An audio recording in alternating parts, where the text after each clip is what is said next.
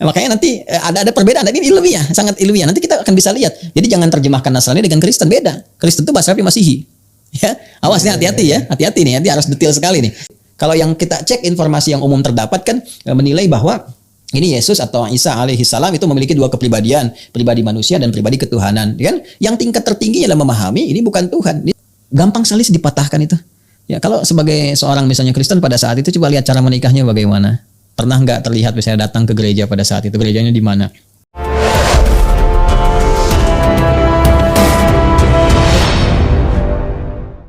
Ya, kita mau bahas apa ini? Kita akan membahas satu isu sebetulnya, karena ini saya anggap bisa betul, bisa enggak. Karena kita akan membahas salah satu Ummul Mukminin pertama mungkin Sayyidah Khadijah. Ada pendapat bahwa beliau selama hidupnya tidak memeluk Islam, dengan argumentasi bahwa beliau ketika selama hidupnya atau sebelum menikah dengan Rasulullah SAW. Kalau saya tangkap itu selama hidupnya, karena ada pendapat bahwa ketika Rasulullah itu menerima wahyu pertama, beliau mendiskusikannya dengan Waraqah bin Nawfal yang pendeta, mungkin Ustaz juga mungkin sudah tahu. Dan argumentasi kedua bahwa selama Sayyidah Khadijah hidup, Rasulullah tidak poligami, berarti kan ini sepanjang hidup beliau berarti. Ya. Ini gimana pendapat Itu yang berpendapat demikian orang Islam atau bukan? Masya Allah. Setahu saya orang Islam, Ya, itu kan mungkin referensinya berbeda, kita bisa anggap begitu. Anda misalnya tadi memberikan satu kesan misalnya, ini Nabi SAW menikah dengan salah satu seorang perempuan yang sangat mulia, dan selama hidupnya beliau tidak berpoligami, berkonsultasi kepada seorang pendeta misalnya. Kemudian yang ada pada masa itu tipikal masyarakatnya umumnya berpoligami, cuma itu yang tidak, gitu kan? Nah ini kira-kira agamanya apa? Misal, tapi Anda tidak memberikan dari silogisme ini, dari premis-premis yang ada, tidak memberikan sebuah arah untuk menjelaskan sebuah kesimpulan. Lalu kemudian ada yang menjawab misalnya Kristen misalkan dijawab demikian, tapi ini tidak memberikan arah kesimpulan yang benar. Bukan saya yang mengatakan, Anda yang mengatakan. Jadi Anda sendiri ketika menyampaikan premis itu, Anda ragu gitu. Dan berlepas diri dengan jawaban orang lain. Lalu tidak memberikan arah mana kesimpulan yang benarnya. Tidak melacak secara ilmiah sejarahnya seperti apa. Beritanya bagaimana. Dari mana didapatkan informasi. Ketika dicek seperti apa. Nah ini saya memberikan penilaian bahwa ini adalah pola ajar yang tidak tepat. Cara mengajar yang tidak dibenarkan. Dan ini bisa menyesatkan. Ya, ini bisa menyesatkan cara berpikir, bisa merusak ya tata kelola logika. Nggak paham. Nah, Nabi Isa pun memberikan kabar gembira. Bahkan dia menyampaikan, ya. Nah, jarak Nabi Isa ke Nabi Muhammad itu kan kurang lebih 600 tahun. 600 tahun kurang lebih gitu. Jadi bukan fase yang terlalu panjang. Ya, sedangkan beliau pun punya murid-murid. Yang dengan murid-muridnya pun mengambil komitmen. Ya, murid-muridnya diambil oleh Nabi Isa alaihissalam, komitmen dengan mereka supaya mereka menolong risalah Nabi Isa alaihissalam, membantu Nabi Isa menyebarkan risalah, sekaligus menyampaikan pesan yang berantai terus ya kepada generasi setelahnya bahwa nanti akan ada nabi baru, cirinya begini, tandanya begini, ada cap kenabian nanti di punggungnya, nanti ada begini, tahu semua itu. Ya, dan disampaikan perjanjian di surah Ali Imran jelas mereka disebut dengan Hawariyun. Ya, kemudian mereka mengatakan kami siap menolong, kami siap memaksimalkan itu, ya kan? Maka mereka disebut kemudian dalam bahasa Arab yang sifat untuk menolong tanpa pamrih dengan sempurna disebut Nasara namanya. Nasara. Kalau tunggal disebut Nasrani, ya kan? Itu asalnya. Makanya beda antara Kristen dengan Nasrani itu beda. Kristen itu bahasa Arabnya Masihi. Nasrani berbeda. Ya. Makanya nanti ada perbedaan. Ini ilmiah, sangat ilmiah. Nanti kita akan bisa lihat. Jadi jangan terjemahkan Nasrani dengan Kristen, beda. Kristen itu bahasa Arabnya Masihi. Ya, awas nih, hati-hati ya, hati-hati nih, nanti harus detail sekali nih, ya harus detail sekali nanti. Nah, kita kemudian masuk, ya, maka mereka disebut dengan Nasrani karena menolong risalah Nabi Isa alaihissalam. Nah, maka berada apa risalah Nabi Isa itu? Membawa risalah tauhid, ya menuhankan Allah Subhanahu Wa Taala, mengatakan bahwa saya hamba Allah. Buka surat Maryam.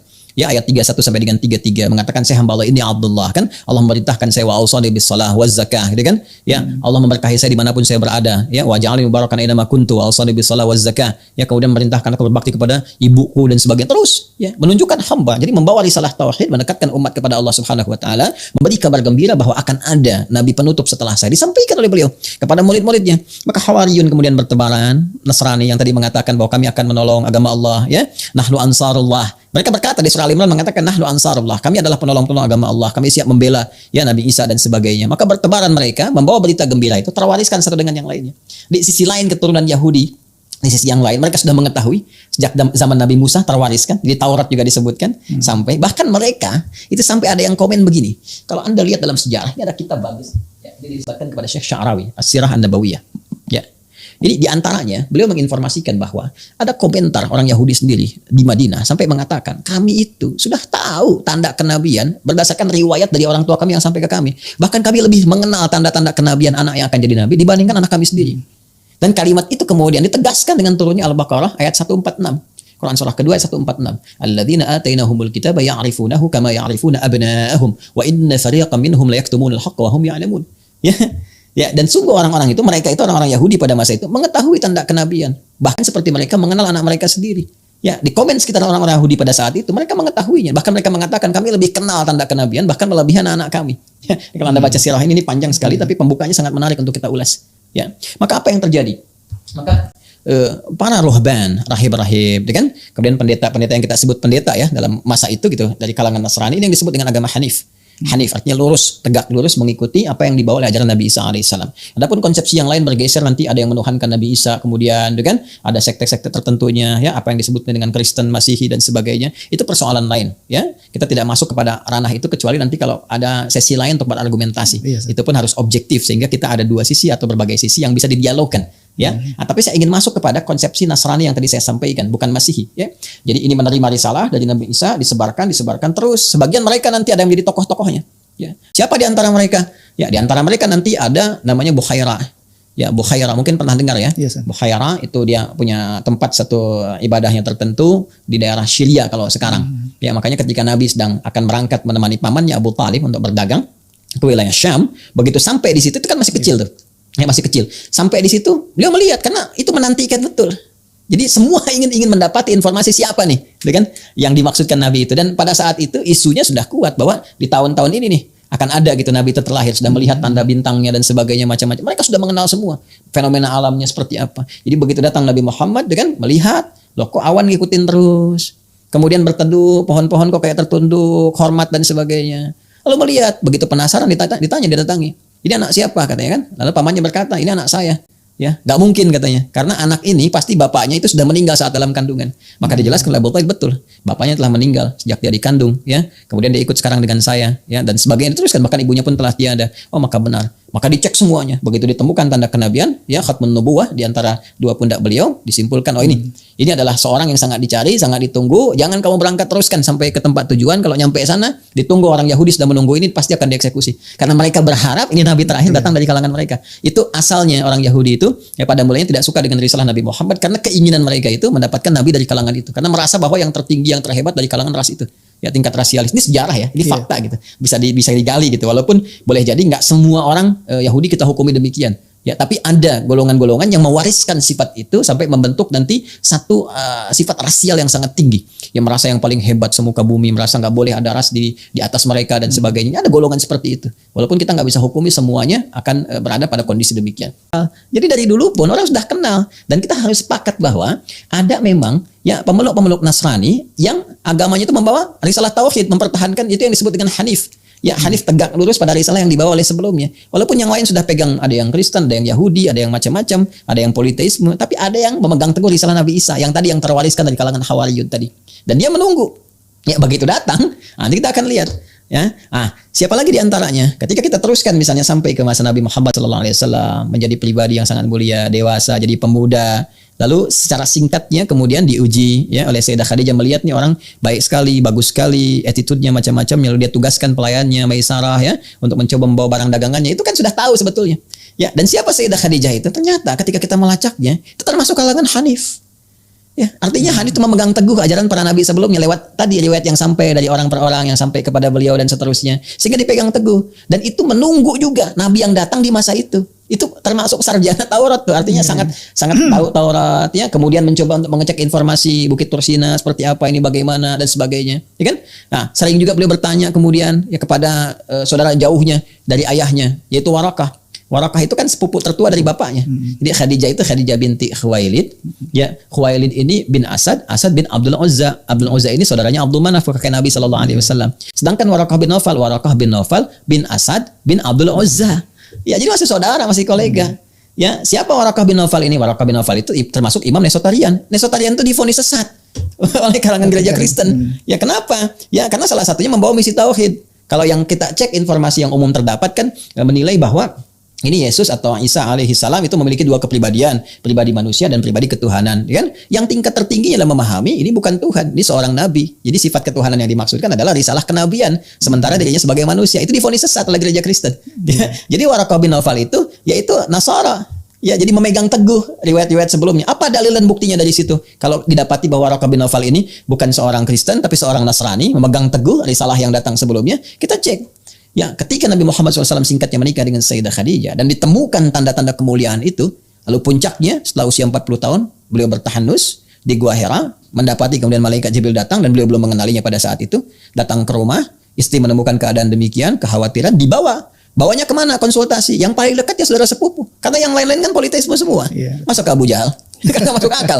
Dia kan, ya, mereka belum masa ke Abu Sofyan pada saat itu kan gak mungkin gitu. Karena ini di luar pakem yang ada pada saat itu di masyarakat Quraisy. Yang didatangi siapa? Yang ada Warakah bin Naufal. Karena kenapa? Warakah pun membawa informasi yang datang sebelum-sebelumnya. Mereka tahu. Ya, jadi kan tadi saya sampaikan, di Yahudi sudah viral. Akan ada Nabi datang, tanda-tandanya begini. Di Nasrani pun sudah viral, akan Nabi datang, tanda-tandanya begini. Dan mereka tahu di kitab mereka. Sedangkan Warakah, imam Nesotarian, tahu di kitab mereka ada, tandanya ada. Maka dibawalah Nabi Muhammad SAW datang untuk memastikan. Ini bukan yang di kitab kamu disebutkan. Kan? Ya, sementara dari sejak usia 12 tahun tadi, Nabi Muhammad SAW dari ketahui oleh Buhairah. Buhairah udah tahu lebih awal. Kan? Nah, Sayyidah Khadijah mendapati itu, ya, bertemu dengan malaikat Jibril, dibawa dipastikan apakah ini yang dimaksudkan, benarkah demikian? Ya, maka ketika Nabi dalam keadaan gundah, Sayyidah Khadijah mengatakan, ya suamiku sayang, kau itu penyambung silaturahim, gak pernah menyakiti orang, jangan khawatir. Kalau dalam bahasa kita, aku selalu bersamamu dalam suka dan duka. Ya, mari kita tanyakan ini, ya, kepada saudaranya. Makanya disebutnya kan Ibn Akhi gitu kan, datang ke Nabi Muhammad dikenalkannya, datang kepada Warakah yang sudah sepuh pada saat itu, disampaikan. Beliau mengalami begini-begini, bercerita. Ya, disampaikan Nabi Muhammad mengatakan saya mengalami begini. Lalu disimpulkan itu namus. Namus itu nama lain dari malaikat Jibril. Dalam riwayat pada saat itu. Itulah namus yang datang kepada Musa. Itu malaikat Jibril. Ya, kamu diinfokan akan datang begini-begini dan semua tanda melekat kepada dirimu. Maka disampaikanlah berita yang sampai yang viral dari sejak Nabi Musa, bahkan Nabi Ibrahim sebelumnya, ke Nabi Isa menyampaikan, terus dicatat sampai ke mereka itu. Disampaikanlah akan tiba saatnya kamu menjadi nabi, rasul, dan tiba saatnya kemudian nanti kamu akan dikeluarkan oleh kaummu. Itu sangat viral, bisa dilacak di semua kitab. Bisa saya bawa menunjukkan. Kalau saya mau buka, ya, jadi kita bisa cek di sejarah. Warakah bin Naufal mengatakan kau akan dikeluarkan oleh kaummu, kau akan diusir. Sampai Nabi Muhammad memverifikasi, apakah benar aku akan diusir? Ya, kata Warakah bin Naufal itu akan terjadi karena disebutkan riwayatnya. Ya, engkau akan diusir, tapi aku bermohon pada Allah, kalau masa aku diperkenankan dan sampai di masa itu aku akan menolongmu. Karena tadi ada perjanjian sebelumnya, ya kan? Yes. Maka di sini sudah gugur statement yang mengatakan bahwa Warakah bin Naufal itu seorang Kristen itu sudah salah. Beliau Nasrani. Dan Nasraninya Hanif, memegang teguh risalah Nabi Isa, termasuk Islam pada saat itu. Artinya mengambil risalah Nabi Muhammad, menyempurnakan keadaan dirinya, selesai. Ya, kemudian Sayyidah Khadijah bagaimana? Sayyidah Khadijah jelas perempuan pertama yang masuk Islam. Ya, setelah mendengar semuanya itu, yakin beriman pada Rasulullah SAW, membantu dakwahnya, mensupport luar biasa, mendampingi dalam setiap suka dan dukanya, jelas sekali. Ya. Nah, jadi pertama yang memberikan sebuah kesan, walaupun yang bersangkutan tidak mengatakan langsung karena nggak berani, karena yang bersangkutan pun nggak punya informasinya. Ya, ada takut nih, ini kan aneh nih, masa pengajar nggak menjelaskan dengan terang gitu kan? Nah, sekarang kita balik nih, ya, kalau ada seseorang, ya kan cara berpikirnya dibalik. Seseorang mendukung dakwah suaminya, membawa dan menyatakan beriman kepada risalah suaminya, mensupportnya, mendukungnya, mengikutinya dan sebagainya. Kira-kira agamanya apa tuh? Kita kan, harusnya kan demikian. Harusnya kan sampai pada kesimpulan ketika Warakahnya itu beriman dan sebagainya dan terus ketika apa tuh kira-kira, ya kan? Nah, terus gampang sekali dipatahkan itu. Ya, kalau sebagai seorang misalnya Kristen pada saat itu, coba lihat cara menikahnya bagaimana. Pernah nggak terlihat misalnya datang ke gereja pada saat itu, gerejanya di mana? Sayyidah Khadijah kalau mau disimpulkan ke sana, tapi kan nggak berani nyimpulkan juga yang bersangkutan. Artinya apa? Nggak punya informasi. Seharusnya kalau seperti itu ya jangan terlalu nekat lah gitu. Kan pintar itu anugerah, tapi bodoh itu pilihan. Yang repot kan kalau sudah bodoh nekat gitu jadi masalah. Jadi bisa membingungkan banyak orang gitu. Nah, sekarang kalau begini, karena nggak poligami, apakah langsung harus disimpulkan itu Kristen misalnya? Tidak, kan tidak bisa jadi itu karena perasaan, rasa cinta perasaan. Boleh jadi di situ juga ada tugas kan yang sudah tercover. Kan? Dan kita bisa bicara topik yang lebih spesifik tentang poligami. Ya, kan disangkanya selalu kan ke Islam. Padahal Islam itu bukan memperkenalkan. Iya. Ya, Islam itu meluruskan persepsi poligami yang keliru. Lantas memberikan batas. Ya, karena di kitab-kitab sebelumnya pun sudah ada. Nabi Sulaiman itu berapa istrinya? Disebutkan di perjanjian lama itu. Berapa? Ya kan? Kemudian Nabi Daud juga poligami dan sebagainya. Banyak itu yang berpoligami. Ya itu terbawa pada kebiasaan kultur masyarakat sehingga mohon maaf tidak punya batasan. Ya termasuk sampai ke jahiliyah, seenaknya aja, bahkan bisa tukeran istri, begini-begini. Islam datang untuk meluruskan, membatasi. Kalaupun terjadi begini harus sifatnya, begini aturannya. Kalau tidak mampu seperti itu bertahan dengan satu istri, dengan begini caranya, sebagainya, begini, itu salah yang sangat indah. Dibandingkan kamu harus berzina, ya saya tidak akan menggunakan istilah jajan, ini tidak. Kalau bandingkan kamu berzina, mengotori diri sendiri, mencemari keturunan dan sebagainya, diatur oleh Islam. Jadi Islam datang bukan memperkenalkan poligami, tapi Islam datang untuk menerangkan, membatasi dan meluruskan kebiasaan yang keliru dan membawa kepada tata kelola kehidupan rumah tangga yang benar. Itu asalnya. Nah, Nabi mendapati dengan Sayyidah Khadijah itu kesempurnaan rumah tangga itu. Tugas-tugas Nabi kan di fase Mekah itu terbatas. Ya, belum muncul salah syariat keumatan yang luas. Itu belum ada tata kelola kehidupan, kebangsaan, kenegaraan, hubungan diplomatik, itu belum ada. Di fase Mekah itu risalah tauhid, baru fase awal. Dakwahnya terbatas, kalangan orang tertentu. Yang ada kurang lebih 40 orang dikenal dengan as-sabiqunal awwalun. Tantangan tinggi, dakwah baru dimulai. Mana sempat Nabi kepikiran poligami? Sedangkan semua tugas-tugas yang ada itu, Masya Allah, tersempurnakan, tercukupkan dengan sosok Sayyidah Khadijah. Butuh harta sudah ada, disiapkan. Bahkan oleh Allah kan disiapkan sebelumnya dengan keadaan Sayyidah Khadijah. Menikah dengan A, menikah dengan B, harta bertambah. Ternyata kan salah satu hikmahnya support Nabi Muhammad. Ya, rahmahnya sangat dalam. Nabi di luar ada masalah, pulang ke rumah jadi tersenyum. Kebahagiaannya tinggi, suka dan duka hadir. Semua sosok dari kebutuhan Nabi itu sempurna dilengkapi oleh Sayyidah Khadijah dengan sosok kemanusiaannya, tersupport. Jadi nggak ada satu kesempatan untuk terfikir untuk poligami, untuk yang, karena semua tugas rumah tangga itu tercukupi. Baik, satu itu. Yang kedua, kesibukan Nabi untuk berdakwah di jejak awal sebagai Rasul, fase kerasulan pertama itu, ya tidak memberikan sebuah kesan untuk terfikir ke poligami atau yang lainnya. Ya, jadi jangan cepat kita simpulkan kalau nggak poligami berarti Kristen. Wah, itu kesimpulan dari mana tuh? Ya. Hah? Iya, Sekarang kalau ada bergaul, saya punya kawan nih, saya olahraga punya kawan, tuh kan? Terus kawan saya punya kawan, ada yang Kristen, ada yang Hindu, ada yang Buddha, ya. Kalau dia kemudian datang kepada saya konsultasinya kepada seorang ustadz, saya ustadz nih, apakah Anda mau katakan kira-kira agama dia apa? Iya. Karena nggak bisa langsung katakan dia seorang Muslim, tidak kan? Harus kita cek dulu. Ya, sama juga dengan ketika seseorang tidak poligami bukan berarti dia Kristen. Ya, karena di Islam pun ajaran poligami ada monogami juga ada. Ya, jadi kalau dia monogami jangan Anda katakan dia Kristen. Di Islam monogami ada ketentuannya. Kalaupun Anda mau poligami ketentuannya begini. Jangan sembarangan berzina, jangan mengkhianati istri. Ini poligami enggak, monogami tapi pasangan di luar itu banyak sampai 7, 8, 9, 10 sebab itu kan sesuatu yang tercela gitu, ya. Jadi kalau Anda mau katakan monogami, di Islam ada konsepsinya. Monogami seperti ini. Ya, kalaupun Anda misalnya ada satu tugas, ada kebutuhan dan macam-macam, tapi begini syaratnya, aturan ketatnya begini, ini ya begini dan sebagainya. Di Islam datang memberikan aturan-aturan sehingga sempurna tata kelola kehidupan. Jadi silogisme yang dibangun dengan premis-premis ini nggak monogami, ini nggak poligami, kehidupannya itu monogami, terus konsultasinya kepada pendetanya Kristen, tapi nggak dijelaskan nih orang siapa, apakah benar Kristen atau Nasrani, nggak poligaminya karena kenapa dan sebagainya. Langsung dibuat semacam citra umum sehingga memberikan sebuah kesan langsung kesimpulan begini. Ini kan sesuatu yang salah. Silogisme yang keliru, tata cara berpikir yang salah, tidak memberikan kesimpulan dan nggak berani menyimpulkan. Menurut Anda bagaimana? Iya.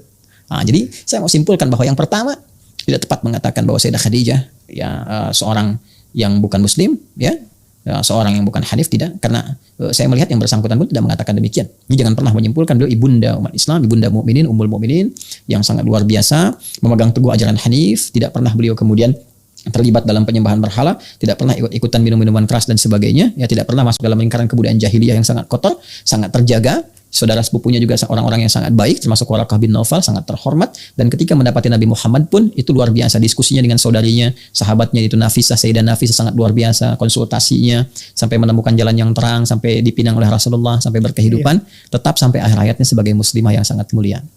Dan Nabi memberi kesaksian. Saya mau tanya begini, Anda kalau Muslim, berarti kan syahadatnya asyhadu alla ilaha illallah, asyhadu anna Muhammadar Rasulullah kan? Iya, jelas kan? Berarti Anda harus punya keyakinan kepada Rasulullah.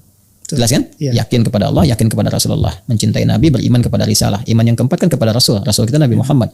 Sekarang Nabi Muhammad kalau menyampaikan sesuatu kita harus yakini kan? Nabi sendiri yang mengatakan Khadijah itu Masya Allah perempuan beriman yang sangat luar biasa, dijamin surga, ditempatkan di surga dan sudah mendapati tempat yang terbaik di surga. Sebagai keyakinan kita sebagai Muslim, orang beriman. Jadi kalau Nabi menyampaikan beliau muslimah, tempatnya di surga luar biasa, dan Anda mengatakan sebaliknya, berarti dipertanyakan keislaman Anda. Iya. Saya sepertinya sangat berbahaya. Jelas ya? Iya, merinding saya kalau ditanya begitu. Masya Allah. Masya Allah. Kurang lebih demikian. Allah Ta'ala alam. Mungkin jadi kuncinya kita harus lebih memahami sirah, belajar sirah lebih dalam supaya kita juga mengenal kemuliaan dari apalagi keluarga Rasulullah Ustaz. Iya, kita harus banyak membaca, menggali referensi dengan cara yang benar tentunya, objektif. Ya kita bisa buka ya apapun yang ingin kita gali gitu kan. Tapi ya proporsional sajalah gitu kan. Ya jangan kita membawa kepada misi-misi tertentu, keinginan tertentu. Ilmu itu kan sifatnya netral. Rasa kita yang membedakan untuk menerimanya. Kita membawa ke arah mana gitu ya. Nah, jadi di sini penting untuk kita garis bawahi bahwa tadi yang saya sampaikan, saya kalau mau tampilkan ayat banyak sekali. Betul. Di Al-Maidah ada, itu kan di ayat 82-nya, kemudian di Ali Imran juga ada, kita bawa ke yang lainnya. Tapi kejujuran itu kan dasarnya gitu. Ya ilmu itu kan kalau nggak jujur bahaya gitu ya. Kalau nggak jujur bahaya. Nah ini saya ingin memberikan gambaran, ini kan standar gitu di kitab ini Rahiqul Maktum ya, karya Syekh Mubarakfuri yang ini dinisbatkan kepada Syekh Sya'rawi, walaupun beliau itu sebetulnya kan menyampaikan, tapi murid-muridnya yang menghimpun kata-kata beliau sampai dituliskan, seperti Al-Imam Syafi'i dinisbatkan kitab Al-Um kepada beliau nggak nulis langsung, tapi muridnya kemudian yang menuliskan, dinisbatkan kepada Al-Imam Syafi'i. Ini termasuk yang paling bagus lah ini. Ya informasinya sangat luar biasa gitu kan, detil, akurat. Ini As-Sirah An-Nabawiyah Syekh Al-Imam Ad-Da'iyatul Islam Muhammad Mutawalli Sya'rawi. Ya, saya dapat tipoli dulu. Ngelihat kitabnya langsung Iya, saya udah baca ini tentang Sayyidah Khadijah, tentang Waraqah bin Nawfal itu siapa, ininya kemana dan sebagainya. Bahkan kalau Anda klik Google saja, Google kan netral ya. Google netral. Coba klik Waraqah bin Nawfal. Itu imamnya Imam Nestorian. Nestorian itu siapa? Dari abad ke-5 Nestorius itu siapa? Kemudian pahamnya bagaimana dan sebagainya. Sampai dicap sesat gitu kan. Sama konsili sekian gitu kan disebutkan di dalamnya. Jadi saya ingin kita terbuka, dan Islam tuh indah gitu. Setelah faktanya terbuka pun Islam tidak mengatakan wajib masuk Islam, tidak. Ya, Islam mengatakan la ikraha fid din. Tidak ada paksaan untuk memeluk Islam. Lakum dinukum waliyadin. Apa yang Anda yakini silahkan. Yang kami yakini kita saling menghormati. Masing-masing membawa konsekuensi ketika berpulang kepada Rabbnya. Sangat objektif kan? Ya, betul, nah, jadi saya kira demikianlah. Jadi pesan saya yang ingin saya sampaikan yang pertama, pada para pengajar juga jujurlah gitu. Jujur, kemudian berhati-hati menyampaikan statement. Ada kalanya masalah-masalah yang memang seharusnya dibahas hanya cukup di lingkungan para cendekiawan atau ustadz atau tokoh-tokoh yang awam, itu mungkin nggak sampai untuk membahas itu nggak usah dibuka ke awam. Kalau mau dibuka ke awam pun yang jujur, yang terbuka. Kayak yang seperti masalah ini sebetulnya telat sih dibahas sekarang itu. Udah dari lama. Ya 6 tahun yang lalu saya perhatikan juga ada yang menyoal ya, kemudian sebelumnya juga ada yang menampilkan ya wacana-wacana demikian. Sebetulnya kalau ada yang sekarang menyampaikan hal yang seperti tadi tapi nggak punya keberanian untuk menyampaikan, itu terlambat sebetulnya, terlambat beberapa tahun ke belakang sudah didahului, dan itu sudah tuntas. Jadi apa yang Anda sampaikan Mas sebetulnya sudah dijawab lama, sudah tuntas masalah ini. Jadi kalau ada yang buka lagi sekarang telat. Nah mudah-mudahan acara ini pun nggak telat itu. Ya. Saya kira itu Mas Klik ya. Allahu a'lam bishawab. Jadi pesan saya kepada setiap ustadz ya, kita ataupun pengajar atau siapapun jujur dengan informasi itu, objektif, ya kan? Kemudian juga mesti menyampaikan secara terang informasi yang ada. Lalu relativisme itu dikurangin lah. Kalau ada kebenaran mutlak itu disampaikan, jangan semua serba relatif. Jadi kalau ada yang ngajar relatif itu udah nggak usah diikutin, tinggalin aja majlisnya. Karena apa yang dia sampaikan itu relatif juga. Ya, jadi kita bisa katakan ustadz relatif nih. Ya, jadi saya kira itu masyarakat makin cerdas. Semoga iman kita dikuatkan dan bersyukurnya kepada Allah. Ya, sisi lain selalu ada hikmah. Jadi dengan ada yang seperti ini, alhamdulillah kita bisa belajar lebih jauh, bisa mengenal, bisa mendalami dan menguatkan keimanan kita pada Allah Subhanahu wa taala. Masya Allah. Terima kasih Ustaz bincang-bincangnya.